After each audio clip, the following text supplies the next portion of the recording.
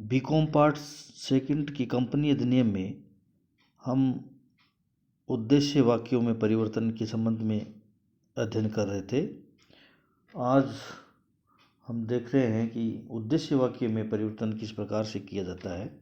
Company अधिनियम 2013 के अनुसार पार्षद सीमा नियम के उद्देश्य वाक्य में परिवर्तन करने की व्यवस्था दी गई है। उद्देश्य वाक्य में परिवर्तन को दो तरीके से हम देख सकते हैं। पहला, जब कंपनी परिविवरण से प्राप्त धनराशि के उपयोग से पूर्व उद्देश्य वाक्य में परिवर्तन करती है, और दूसरा हो सकता है जब कंपनी किसी अन्य दशा में उद्देश्य वाक्य में परिवर्तन करती है। पहला अगर हम इस देखें तो उद्देश्य वाक्य में परिवर्तन जो परिविवरण के माध्यम से जनता से धन प्राप्त करती है कंपनी या प्राप्त किया है कंपनी ने, तो परिविवरण में उद्देश्य वाक्य परिविवरण के साथ पार्षद सीमा नियम का विवरण भी उसमें होता है। तो उसमें पार्षद सीमा नियम में उद्देश्य जो लिखे रहते हैं उनको उपयोग के लिए कंपनी जनता से धन प्राप्त करती है। कभी कभी कोई कंपनी इस धन के उपयोग से पूर्व अपने उद्देश्य वाक्य में परिवर्तन करना चाहती है, तो वह कंपनी ऐसा कर सकती है। इसके लिए एक प्रक्रिया उसको अपनानी पड़ती है। उस प्रक्रिया के माध्यम से कंपनी उस परिविवरण से प्राप्त धन का उपयोग करने से पूर्व अपने उद्देश्य वाक्य में परिवर्तन कर सकती है। इसमें सबसे पहले तो कंपनी को सभी अंशधारियों से अनुमति लेनी होगी, और अनुमति लेने का जो तरीका है वो ये है कि कंपनी से एक विशेष संकल्प पारित करना। ऐसा संकल्प जो है कंपनी की सभा बुलाकर या डाक मतपत्रों के माध्यम से संकल्प पारित कर सकती है। विशेष संकल्प का आप समझ सकते हैं कि विशेष संकल्प पारित करने का मतलब है कि 3/4 बहुमत से किसी भी प्रस्ताव को पारित करना। तो सबसे पहले कंपनी अंशधारियों से अनुमति लेगी विशेष संकल्प पारित करके, और जब विशेष संकल्प पर राय लेती है तो उसमें डाक मत पत्र के द्वारा या सभा बुलाकर करती है। तो ऐसी स्थिति में कंपनी कुछ विवरण अपने अंशधारियों को या सदस्यों को प्रदान करेगी। उसमें है कुल धनराशि कितनी है जिसका उपयोग किया जाना है, और परिविवरण में उल्लेखित उद्देश्यों के लिए उपयोगी धनराशि यानी पूर्व में कितनी धनराशि का उपयोग अब तक किया जा चुका है, अब कितनी राशि अनयूटिलाइज्ड यानी अप्रयुक्त धनराशि है जिसका उपयोग अब किया जाना है उद्देश्यों में परिवर्तन के बाद। उद्देश्यों में प्रस्तावित परिवर्तन का विवरण भी उसमें दिया जाएगा, किस प्रकार से यह परिवर्तन किया जाएगा और क्यों किया जा रहा है, यानी इसका नियोजित आधार भी उसमें दिया जाएगा।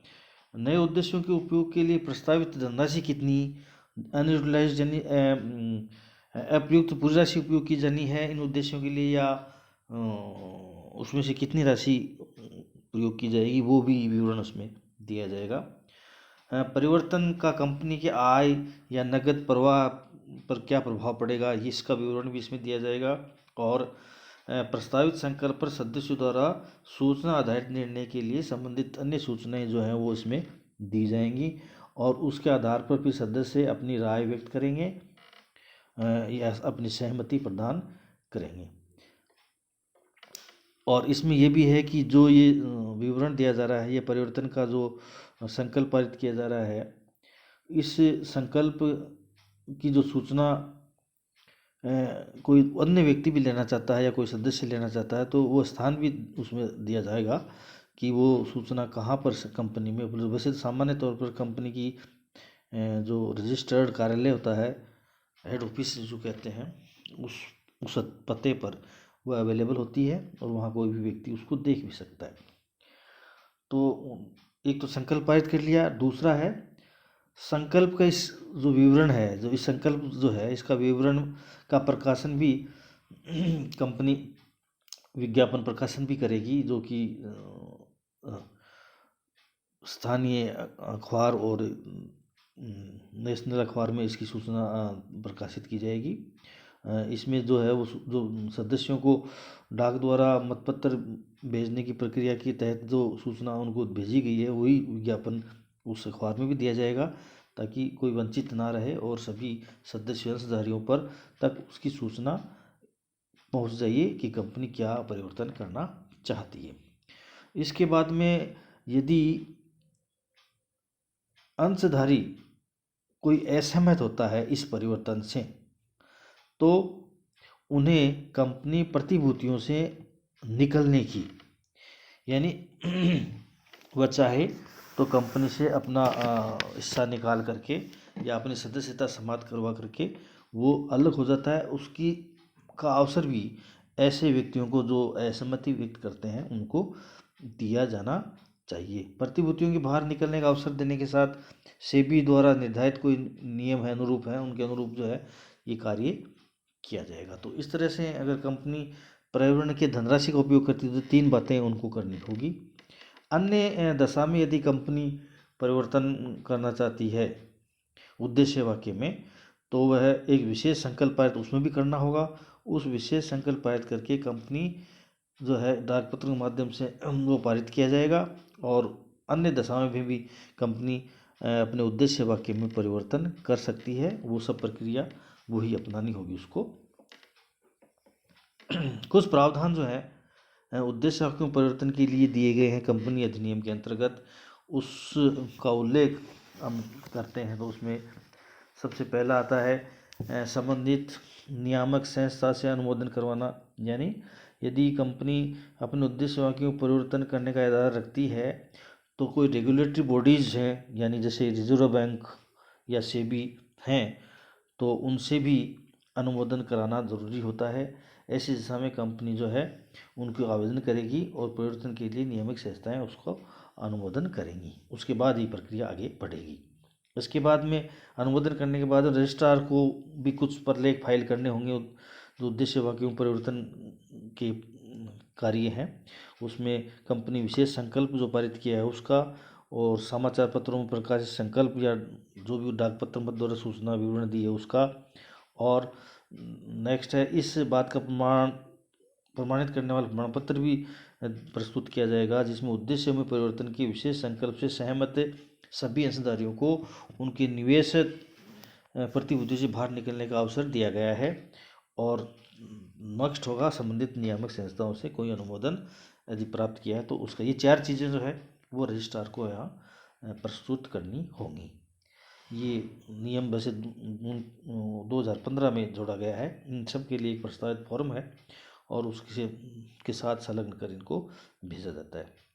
उसके बाद में सीमा नियम परिवर्तन का पंजीयन प्रमाणन कर लिया जाएगा। रजिस्ट्रार जो है वो विशेष संकल्प आदि का जो है 30 दिनों के भीतर उद्देश्य खंड में पंजीयन का प्रमाण पत्र जारी कर देगा नया, और वो उद्देश्य परिवर्तन उसके मान्य होगा। अब परिवर्तन रजिस्ट्रार ने अनुमति कर दी है तो परिवर्तन का प्रभाव ये होगा, उद्देश्य वाक्य में किए गए परिवर्तन तब तक प्रभावित नहीं होंगे जब तक कि रजिस्ट्रार उनका पंजीयन नहीं कर लेते हैं। रजिस्ट्रार अगर पंजीयन कर देता है तो उसके बाद में उद्देश्य वाक्यों में परिवर्तन कर लिया जाता है और मान्य हो जाएगा।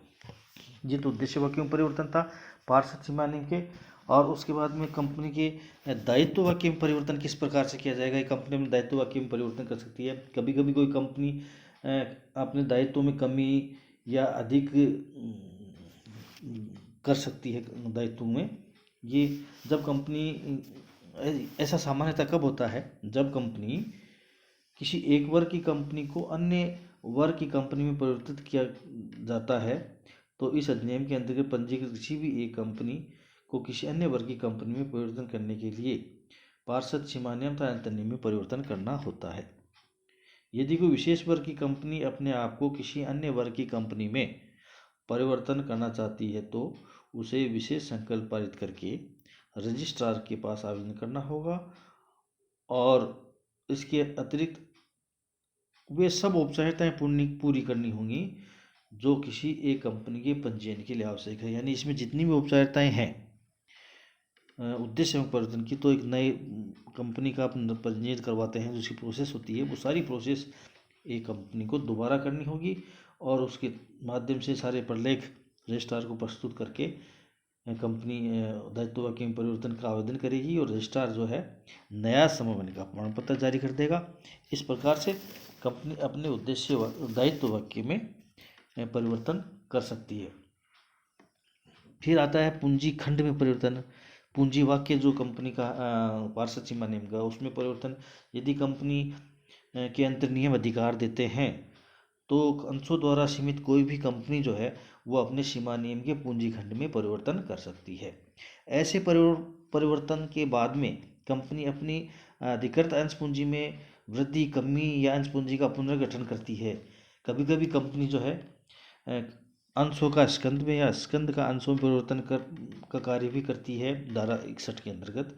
इन सभी जो कार्यों का विस्तृत जो अध्ययन है ये आगे हम पूंजी अंश पूंजी का जो अध्याय आएगा उसमें सविस्तार देखेंगे कि कंपनी किस प्रकार से अंश पूंजी में परिवर्तन करती है। लेकिन कंपनी अधिनियम के अनुसार पार्षद सीमा नियम की पूंजी खंड में भी कंपनी परिवर्तन कर सकती है।